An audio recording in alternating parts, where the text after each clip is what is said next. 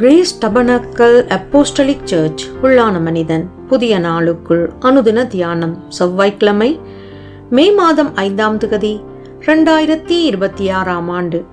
இன்றைய தியான தலைப்பு நல்ல ஔஷதம்.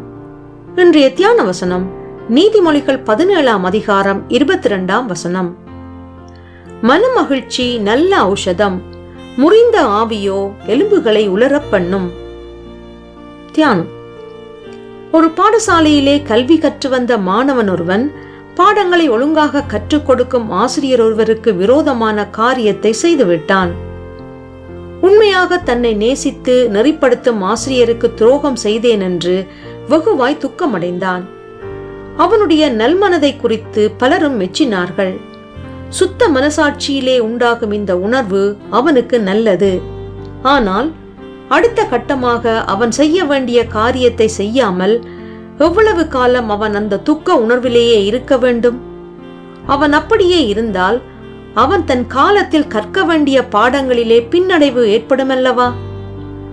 ஒருவேளை தன் துக்கத்தை ஆற்ற தவறான பழக்கங்களுக்குள் சென்றுவிடக் கூடுமல்லவா? எனவே துக்கத்திலே மூழ்கி இருக்காமல் தன்னை நேசிக்கும் ஆசிரியரிடம் செல்ல வேண்டும். சென்று தான் செய்த தவறை ஏற்றுக்கொண்டு மன்னிப்பை பெற்றுக்கொள்ள வேண்டும். ஆசிரியர் தன்னை மன்னித்து ஒருவேளை கண்டித்து ஏற்றுக்கொள்வார் என்ற நம்பிக்கையிலே உறுதியா இருக்க வேண்டும். இது இந்த உலகத்திலே மனிதர்கள் மத்தியிலே நடக்கக்கூடிய நன்மையான காரியமாக இருக்கின்றது.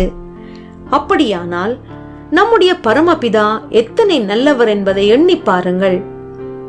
தம்முடைய சொந்த குமாரன் என்றும் பாராமல் நம்மெல்லாருக்காகவும் அவரை ஒப்புக் கொடுத்தவர். அவரோடு கூட மற்ற எல்லாவற்றையும் நமக்கு அருளாதிருப்பது எப்படி?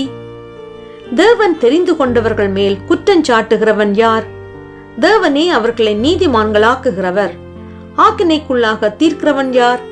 கிறிஸ்துவே மரித்தவர், அவரே எழுந்தும் இருக்கிறவர், அவரே தேவனுடைய வலது பார்சத்திலும் இருக்கிறவர், நமக்காக வேண்டுதல் செய்கிறவரும் அவரே. அது மட்டுமல்ல, வானங்களின் வழியாய் பரலோகத்திற்கு போன தேவகுமாரனாகிய இயேசு என்னும் மகா பிரதான ஆசாரியார் நமக்கு இருக்கிறபடியினால் நாம் பண்ணின அறிக்கையை உறுதியாய் பற்றி கொண்டிருக்க கடவோம். எனவே பாதி வழியிலே சோர்ந்து போய் விடாமல் கிருபாசன தண்டையிலே தைரியத்தோடு சேரும் பாக்கியத்தை பெற்றிருப்பதால் கர்த்தருக்குள் சந்தோஷமாயிருங்கள். ஜெபம் செய்வோம். இரக்கங்களின் பரம தகப்பனே, உம்முடைய இரக்கங்களுக்கு முடிவில்லை என்ற சத்தியத்தை அறிந்து உணர்ந்து எப்போதும் உம்மை அண்டிக் கொள்ளும்படிக்கு பிரகாசமுள்ள மனக்கண்களை எனக்கு தந்து வழிநடத்துவீராக. இரட்சகர் இயேசு வழியாக ஜெபிக்கின்றேன். ஆமேன். மாலை வாசகம் 1 தெசலோனிக்கேயர் 5ஆம் அதிகாரம் 16ஆம் வசனம் தொடக்கம் 18ஆம் வசனம் வரை.